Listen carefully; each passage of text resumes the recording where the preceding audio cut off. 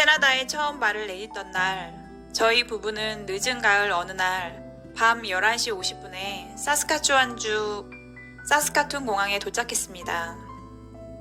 영상 통화로만 만났던 사장님께서 그 늦은 시간에 공항에 나와주셨고, 사장님 댁에 도착하려면 차량으로 2시간 30분을 더 가야 하는데 밤에는 도로에 사슴이 자주 나와서 운전하기가 힘들다고 하셨습니다. 사장님께서 미리 예약해 두신 근처 호텔에서 하룻밤을 묵고 다음날 지금 사는 동네에 도착했습니다. 그렇게 저희의 캐나다 시골에서의 삶이 시작되었습니다. 캐나다에 와서 처음 만난 한국 사람은 저희 가게 사장님이셨고, 워낙 시골에 정착하게 되어 바로 렌트할 집이 없어서 집을 얻기 전 사장님 댁에서 2주 정도 함께 살게 되었습니다. 저희 사장님은 캐나다에 오신 지 20년이 넘으셨고, 토론토에서 오래 사시다가 여러 우여곡절을 겪고 지금 동네에서 마트를 운영하게 되셨다고 합니다. 미취학 자녀 셋과 함께 캐나다에서의 삶을 시작해서 이제는 그 자녀들이 모두 성인이 되었습니다. 강산이 2번 넘게 변한 그 시간 동안 캐나다에서 겪었던 일들을 저희에게 자주 이야기해 주셨습니다. 그리고 이 동네에서의 첫 정착에 필요한 대부분의 과정을 도와주셨습니다. 렌트할 집을 얻고 차를 구하고 은행 계좌를 개설하고 차량 보험을 들고 우체국 코드를 발급받고 운전면허증을 교환하는 세세한 일까지 대부분 사장님 부부의 도움을 받았습니다. 몇 번 해보면 간단한 일들도 처음에는 너무 어색하고 어려워서 누군가의 도움이 필요한데 그때마다 사장님께서 많은 도움을 주셨습니다. 집에서 1시간 정도 나가면 한인교회가 있다는 것을 구글 검색을 통해 알게 되었습니다. 한국에서도 꾸준히 교회에 다녔던 저희 부부는 캐나다에 오고 나서도 몸이 너무 아플 때를 제외하고는 꾸준히 한인교회에 출석하고 있습니다. 저희 동네에서 월마트나 캐나다의 국민 브랜드인 노프릴이라는 마트에 가려면 차량으로 약 1시간이 걸리고 그 도시에 한인교회도 있습니다. 그래서 매주 주일마다 교회에 참석한 후 마트에서 장을 보고 집으로 돌아옵니다. 이제 막 캐나다에서의 첫 발을 내디딘 저희 부부는 모든 것이 낯설고 새롭고 그래서 누군가의 도움이 많이 필요했습니다. 저희는 아무래도 시골 지역에 살고 있어서 주중에는 한인분들을 거의 만날 수 없고 일주일에 한 번 정도만 모임에 나가다 보니 그곳에서 만난 분들이 저희가 아는 대부분의 한국분들입니다. 저희가 만난 한국분들 대부분은 정말 친절했습니다. 새로 도착해서 궁금한 것이 많은 저희 부부를 집으로 초대해 식사도 대접해 주시고 도움이 필요할 때마다 적극적으로 도와주시는 분들이 많았습니다. 이 지역의 SNS 한인 커뮤니티에는 38명의 한국인 회원들이 있고 실제로는 더 많은 한국분들이 살고 계신다고 합니다. 이 지역에 오래 사신 분들은 서로 가깝게 왕래하며 친구로 지내는 분들도 많으신 것 같습니다. 제가 살고 있는 사스카추완주는 지역의 특성상 영주권을 이미 받고 이곳에서 사업을 하시거나 직장을 다니시는 분들, 그리고 영주권 과정을 진행하기 위해 이 지역에 머물고 계시는 분들로 나눠지는데요.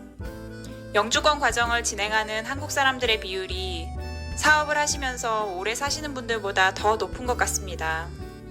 영주권 취득을 위해 거주하시는 분들은 영주권 취득 후에는 캘거리, 밴쿠버, 토론토 등 다른 대도시로 떠나시는 분들이 많습니다. 그래서 이곳에 얼마 살지 않았는데도 벌써 많은 분들이 다른 도시로 떠나시는 것을 거의 매달 보는 것 같습니다. 제가 고등학교 때 전학을 간 적이 있었는데 아마 그때가 제가 기억하는 첫 헤어짐이었던 것 같아요. 오랫동안 친하게 지냈던 친구들과 헤어져서 새로운 곳에 적응하고 다시 또 다른 친구를 사귀는 것이 어색했지만 시간이 지나면서 차츰 받아들이게 되었던 기억이 있는데요. 지금은 40대가 되었고 그동안 많은 헤어짐의 연습을 했고 경험치가 쌓였기 때문에 고등학교 때 헤어짐처럼 긴 여운이 남진 않지만 그래도 이곳에 와서 알게 된 분들이 다른 지역으로 떠나실 때 뭔가 씁쓸함이 남는 기분이 들 때가 있는 것 같습니다.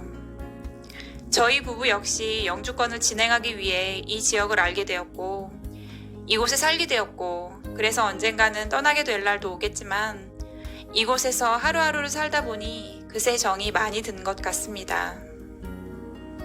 이 지역에 오래 사신 분들의 입장에 되어 생각해보면, 영주권을 위해 계속 사람들이 유입되기는 하지만, 짧게 있다가 떠나시는 분들이 워낙 많다 보니 정말 깊이 있는 지속적인 인간관계를 맺기가 힘들 것 같다는 생각이 듭니다. 그래서 시간이 오래 지나다 보면 이곳에 새로 오신 분들과 마음을 열고 친해지기보다는 오랫동안 친구로 지낸 분들끼리만 만나게 되는 분들도 생기는 것 같습니다. 저는 아직도 캐나다에 대해 그리고 이곳에 오시는 분들에 대해 많은 것이 신기하고 새롭고 궁금하지만 시간이 지나면 그 호기심들도 사라지는 날이 올 수도 있을 것 같습니다. 그럼에도 불구하고 새로운 한국인 분들이 오시면 SNS 단체방에 이사 날짜와 도와주실 수 있는 인력을 구하는 글들이 올라오고 정착에 필요한 일들을 돕는 분들이 여전히 많이 계시는 것을 볼 수 있습니다. 소규모 한국인 모임이고 이민이라는 공통 분모가 있어서 여전히 새로 오신 분들을 돕는 분들이 많이 계시는데요. 시골 지역이라 이런 분위기가 더 강한 건지 아니면 대도시도 이렇게 돕는 분위기인지는 나중에 대도시에 살아볼 기회가 있으면 경험해보고 말씀드리도록 하겠습니다. 제가 캐나다에 오기 전 제 친구의 친구가 6개월 전에 사스카추안주로 이민했다는 이야기를 들었습니다. 저는 사스카추안주가 한국의 10배만큼의 영토라서 절대 만날 일이 없을 거라고 말했습니다. 그런데 한인교회에 출석해서 그 친구의 친구를 만났습니다. 알고 보니 저희는 같은 결혼식장에서 결혼했고 한국에서도 같은 교회를 오랫동안 다녔더라고요. 한국에서 같은 교회를 오래 다녔지만 한 번도 만나지 못했던 동갑내기를 캐나다 시골에서 만나게 되다니 세상이 참 넓은 것 같다가도 또 이렇게 좁다는 걸 실감하게 되었습니다. 그리고 또 그런 인연을 이 시골 지역에서 알게 되었다는 것에 더 반갑고 신기했습니다. 우리의 삶이 일생인 것처럼 어디에나 영원한 것은 존재 가능성이 희박하고 인간관계 역시 헤어짐이 있지만 잠깐 스쳐 지나가는 것 같은 만남도 또 다른 인연으로 연결될 수도 있겠다는 생각을 해봅니다. 그리고 이 지역에서 여전히 많은 도움을 받고 있는 저희 부부는 경험치가 더 많이 쌓였을 때 도움이 필요하신 분들을 도울 수 있었으면 하는 마음도 담아봅니다. 그럼 오늘도 구독과 좋아요 부탁드립니다. 감사합니다.